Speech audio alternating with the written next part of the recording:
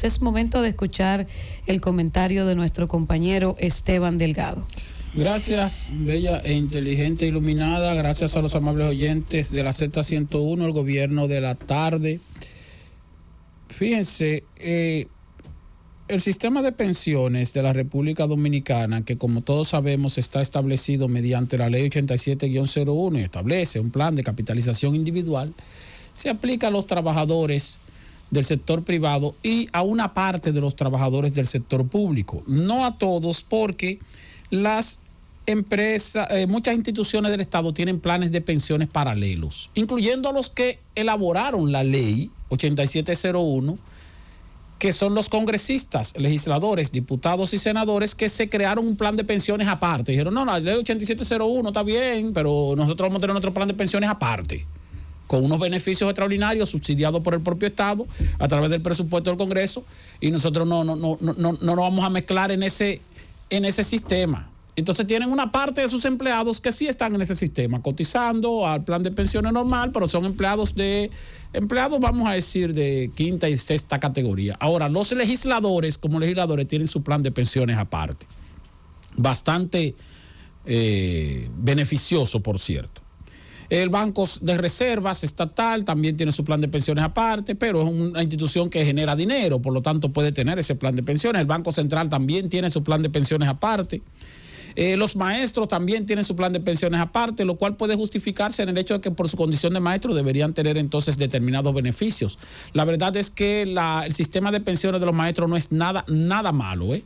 Al contrario, es muy bueno. El maestro nombrado en la República Dominicana tiene una pensión garantizada en poco tiempo, sin ningún tipo de problema. El Poder Judicial también tiene una parte de su plan de pensiones separado, así como la Junta Central Electoral y otras instituciones. Pudiéramos mencionar ahí el caso también de la Universidad Autónoma de Santo Domingo, y son instituciones del Estado.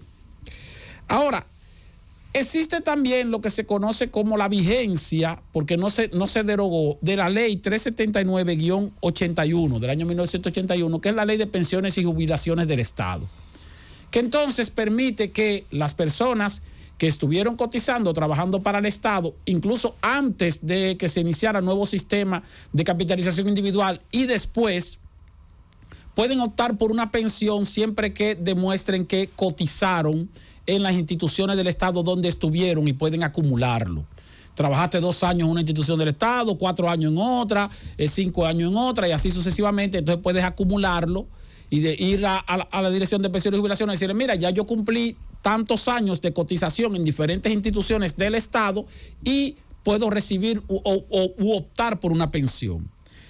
Eso es aparte de la ley 8701. Esa legislación establece que para un trabajador del Estado que haya trabajado en varias instituciones del Estado o en una sola y haya acumulado más de 20 años, de 20 a 25 años de servicios, entonces al pasar de 60 años de edad puede optar por una pensión del 60% del promedio de ingresos o del promedio salarial de los últimos 3 años. Si trabajó de 25 a 30 años, puede optar por una pensión equivalente al 70% del promedio de ingresos de los últimos 3 años. Y si trabajó por más de 30 años, puede optar por una pensión equivalente al 80% de su salario promedio de los últimos 3 años.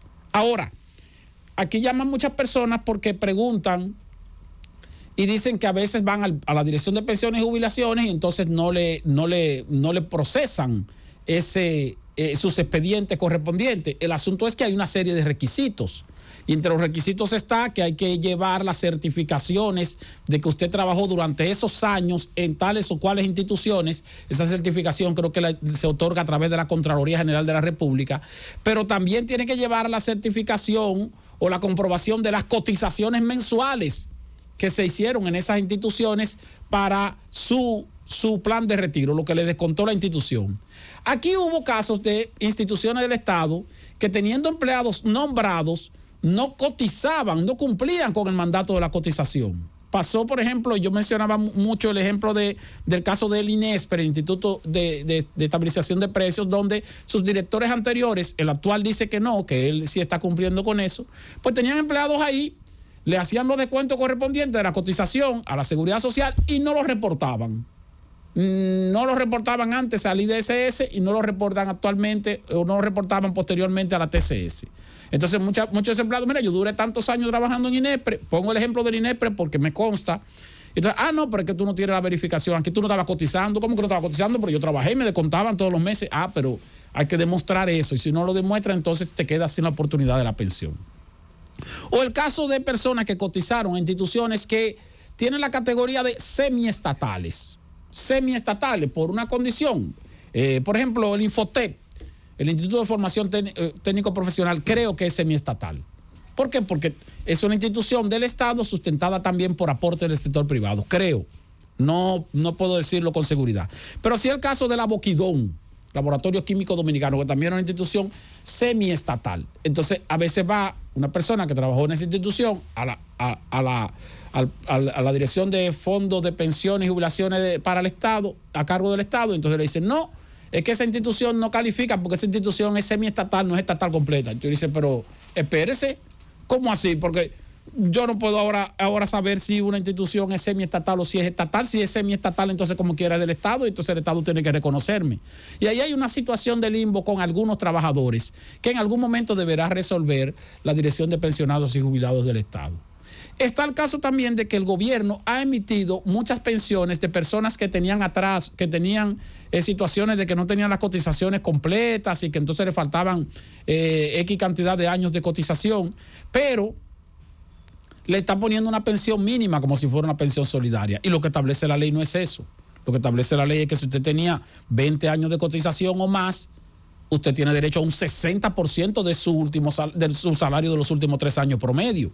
Entonces no es un asunto que si yo ganaba 20 mil pesos, no, te vamos a poner la pensión, te la aprobamos, pero te la vamos a poner una pensión de 12 mil pesos o de 10 mil pesos. No, 10 mil pesos. Porque si yo ganaba 20, tienen que darme el 60% de los 20 que yo ganaba. Porque yo coticé más de 20 años y menos de 25. O si coticé entre 25 y 30 años, entonces tienen que darme el 70% de lo que yo ganaba, no una pensión mínima. Que es otra situación también que tendría que resolver el Poder Ejecutivo en ese aspecto, que tiene que ver con las pensiones de los trabajadores del Estado, independientemente de que tuvieran más de 45 años, menos de 45 años, cuando se inició el nuevo sistema, cuando no se inició el nuevo sistema, porque el Estado los ampara a través de la ley 379-81. No ocurre lo mismo con nosotros, los trabajadores del sector privado, que estuvimos cotizando antes de entrar en vigencia el nuevo sistema en el 2003, estuvimos cotizando a través del IDSS, pero como empleado del sector privado, se supone que cuando iniciara el nuevo sistema nos iban a reconocer eso, pero finalmente no nos lo reconocieron. Y el dinero se quedó en el limbo.